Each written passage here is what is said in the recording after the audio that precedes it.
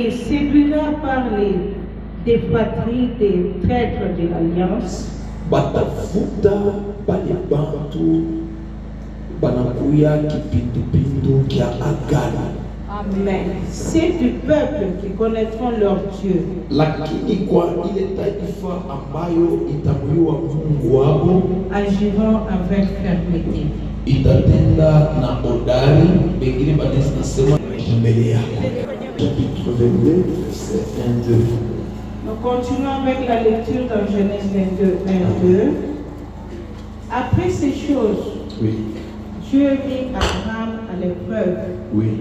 Et lui dit, Abraham, et il répondit, me voici. Oui.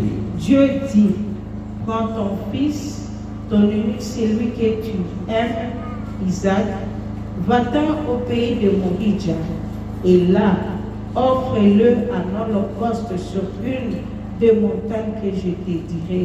Amen. Dieu ne nous a pas appelés à nous adonner à des pratiques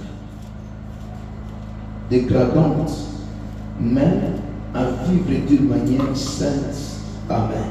Peuple qui connaîtront leur Dieu agiront avec fermeté. Lorsqu'on parle de la fermeté, on voit que la personne n'est pas à gauche, n'est pas à droite. La personne a pris une position, référence dans sa vie. Alléluia. Que Dieu soit loué. Celui qui recevait cette vision, c'était le prophète Daniel. Qui était Daniel? Daniel était un jeune comme tous les jeunes. C'est un habitant de Juda. Et c'est quelqu'un qui a grandi dans le palais royal. Et c'est quelqu'un qui respectait la doctrine de son Dieu qu'il connaissait. Depuis Juda, un certain moment, le point fort de cet homme de Daniel, le point fort de cet homme de Daniel, cet homme de Daniel, il était déporté en Babylone. On l'avait amené en Babylone. Pas par plaisir. Mais cet homme ici était pris comme étant un prisonnier, comme étant quelqu'un qui était esclave. On l'a amené en Babylone.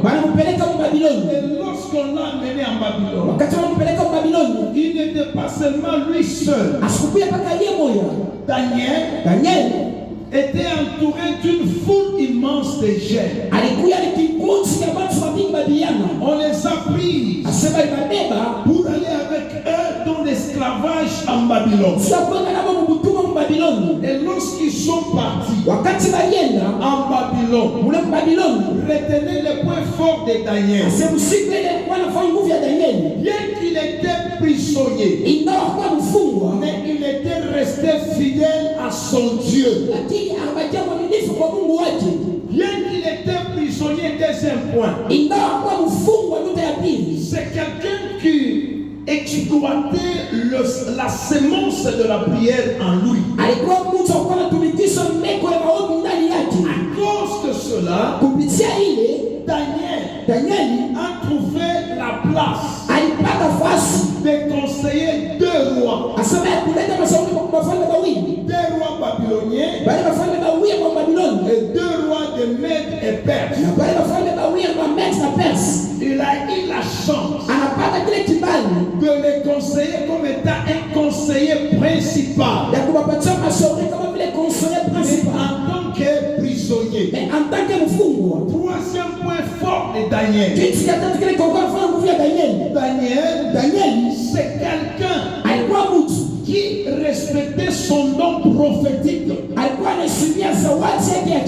Daniel était un prophète. Il Il était un prophète respectué. Et tout le monde priait le Seigneur en Judée. Mais tout le monde ne voyait pas ce que Daniel voyait. Et quand ils sont partis en Babylone, laissez-moi vous dire, Daniel, là où il s'était retrouvé en Babylone, il continue à voir des choses dans des pays d'autrui. Et tout le monde regardait comment est-ce que Daniel servait son Dieu avec son don prophétique. Quatrième point fort de Daniel n'était pas hypocrite. Daniel, il servait les dieux puissants. Il servait ces dieux-là. Il s'était amené en Babylone beaucoup de gens. Mais quant à Daniel a fait la différence. Pendant que tout le monde pouvait manger la viande sacrifiée aux idoles, parmi la foule qu'on avait apportée en Babylone, quant à Daniel connaissait son Dieu. Il savait bien que son Dieu, c'est un Dieu qui est jaloux avec ceux-là qui adorent les idoles. Directement Daniel refusa de manger la viande sacrifiée aux idoles. Les viandes qui étaient sacrifiées aux idoles. Daniel avait catégoriquement refusé. Pourquoi? Parce que son Dieu à lui, il n'était pas seulement son Dieu quand il était en Juda. Il était aussi son Dieu lorsqu'il était prisonnier. Et lorsqu'on l'a jeté dans la fosse. Le point fort, quatrièmement, c'était de sortir dans la fosse sans griffe du lion. Il restait fidèle à son Dieu. Pourquoi? C'est parce qu'il avait la connaissance de son Dieu. La connaissance exacte de son Dieu.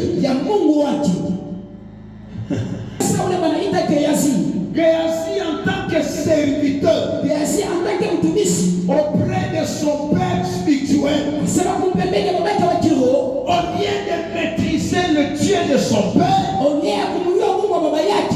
lieu de rester fidèle à ce Dieu qu'il connaissait, Géasi ne connaissait pas le Dieu de son père.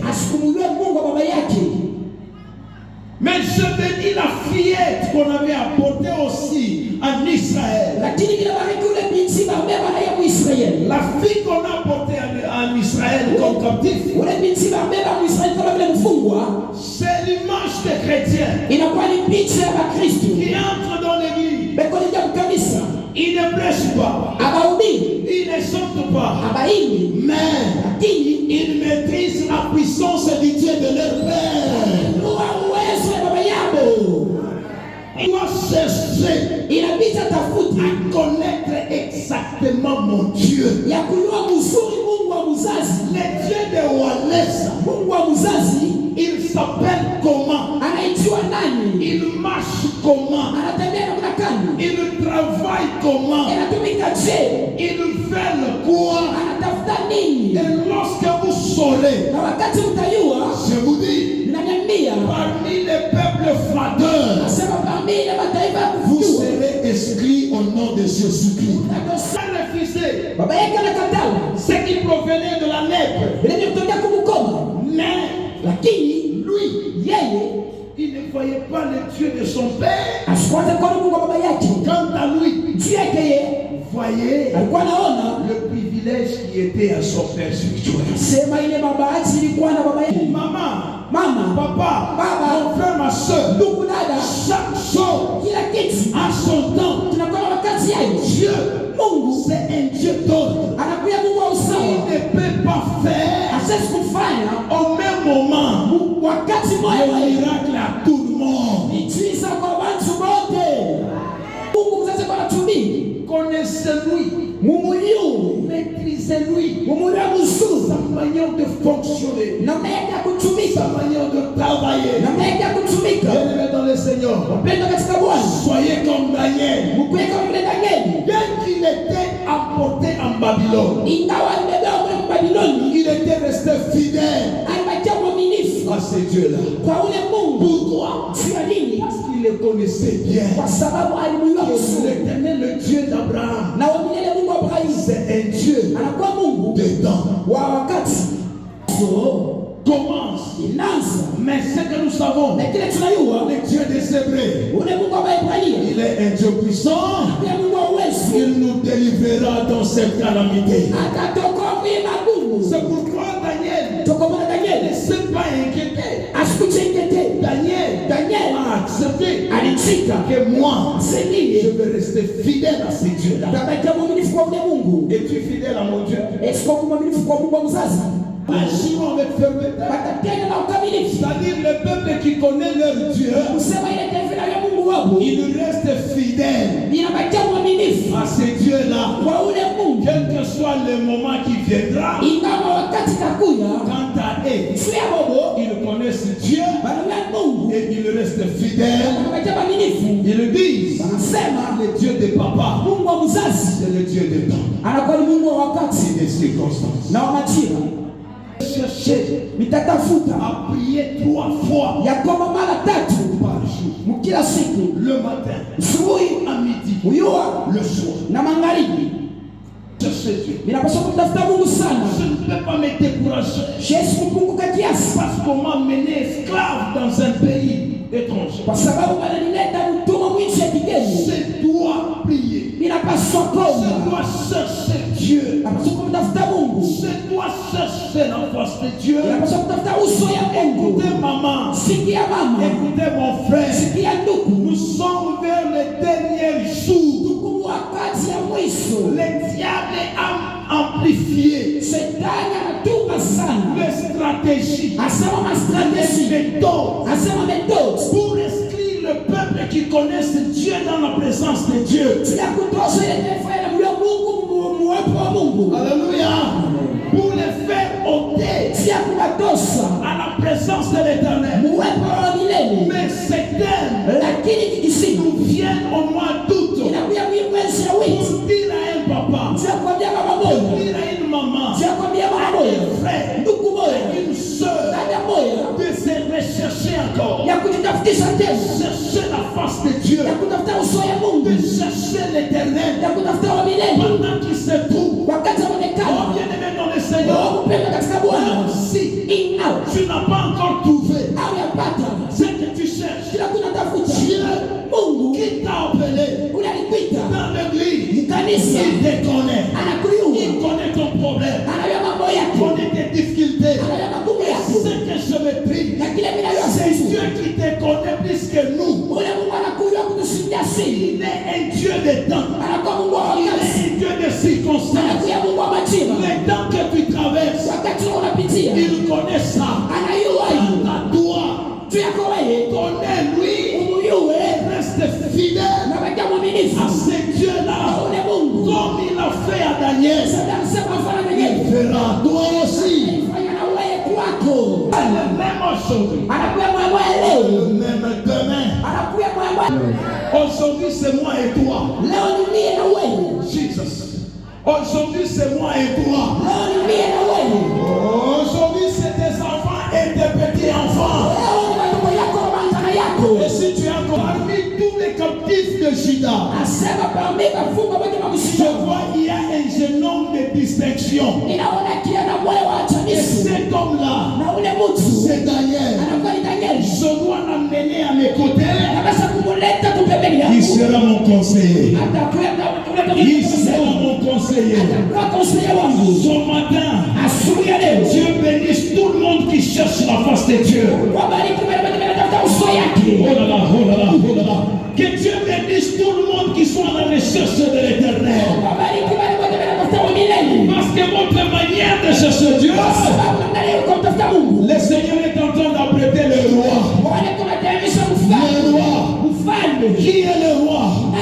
Le roi, c'est celui qui t'a douté hier.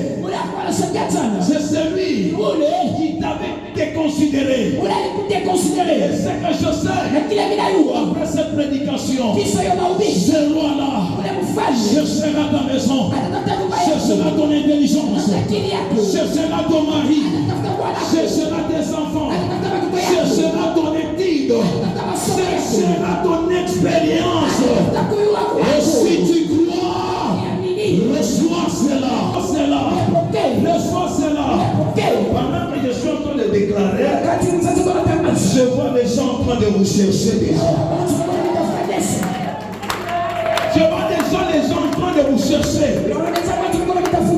Oh, je suis en train de voir. Tu n'allais pas chercher les gens. Après la prédication d'aujourd'hui, je déclare que l'emploi te cherche. Je déclare que la poste te cherche. Je déclare que la fonction te cherche. Je déclare que l'argent te cherche. Je déclare que tes relations bénéfiques te cherchent. Je déclare que la guérison céleste te cherche. Et si tu crois, tu verras ça après la prédication d'aujourd'hui. Que Dieu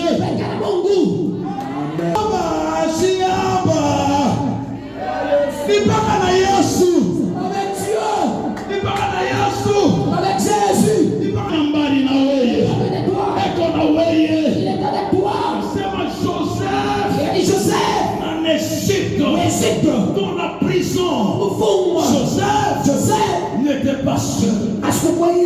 Il nous dit que Dieu était avec lui. De la même manière qu'il est avec toi. Amuyakoseaka Mungu wangu. Ule Mungu wangu ananijua. Sasa ananijua. Atanisaidia. Ataniwezesha. Sipatia maneno kwako. Watu wanaweza katana ku reconnaître neema yako. Les gens peuvent refuser de reconnaître tes bontés. Hapana kulia. Ne pleure pas. Hapana. Kuna kwa utakaso. Amen. Kuna kwa utakaso. La sanctification commence de la bouche. Utakaso unaanza kwa kinywa. La bouche qui parle trop ne manque jamais de quoi? Tunasema sana. Anafika aux Thessaloniciens. Asema kwa wakati wa Thessaloniciens. Anabami. Mes frères bien-aimés dans le Seigneur. Asema bandugu wapendwa katika Bwana. Regardez notre conduite. Asema muangalie kutongoza kwetu. Regardez notre manière de parler. Muangalie namna yetu ya kusema. Regardez notre manière de se comporter. Muangalie namna yetu ya kutenda. Imitez-nous.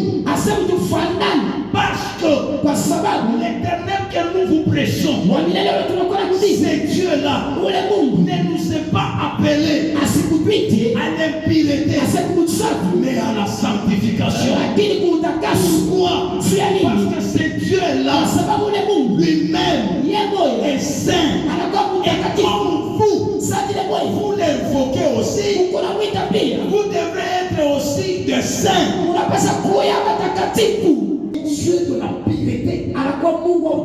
Et si vous voulez marcher vers ce Dieu-là pendant les moments de la calamité, c'est que je sais, il va vous exiger toujours la sanctification. Proverbe 28:13 de Jésus. Celui qui cache ses transgressions, celui qui cache ses péchés, ne prospère point, parole de Dieu. Il les avoue. Celui qui est en train de confesser ses péchés et les délais s'obtient miséricorde. Gloire à Dieu. Celui qui cache ses péchés ne prospère pas. C'est-à-dire la prospérité, kusema kuendelea c'est Dieu qui les donne. ni Mungu ndiye anayeleta Amen. kuendelea. À tous égards, Asema namna yote ce n'est pas l'étude qui donne ça. haina masomo kunaileta, Ce n'est pas le travail. haina kazi, Ce n'est pas nos relations. haina marelasio Celui yetu. qui donne la prospérité, Ile kunaleta kuendelea c'est l'Éternel, le Dieu de la prospérité. inakuwa ni wa milele, Mungu wa kuendelea. Et si tu veux prospérer Na kama unapenda kuendelea, à tous égards, asema namna yote toute ta vie, maisha yako commence anza par chercher la purification, kutafuta la utakaso. sanctification. Utakaso C'est quoi la sanctification? La sanctification, c'est de mise à part. inakuwa kwa kupembeni Péché là. ile masambu Directement, vous êtes en train d'ériger une barrière à votre prospérité. mpaka pale unaweka barrière kuendelea kwenu, Car l'Éternel kwa sababu wa milele vous a appelé alimita à la prospérité. kuendelea, Et c'est lui na huyu qui veut voir anapenda kozi. ces jours meilleurs. Asema masiku Dans mazuri, la prédication d'aujourd'hui, kisha mahubiri ya leo il doit avouer ce qu'il a mis dans son cœur. anapaswa kutosha ile inakuwa ndani ya roho yake.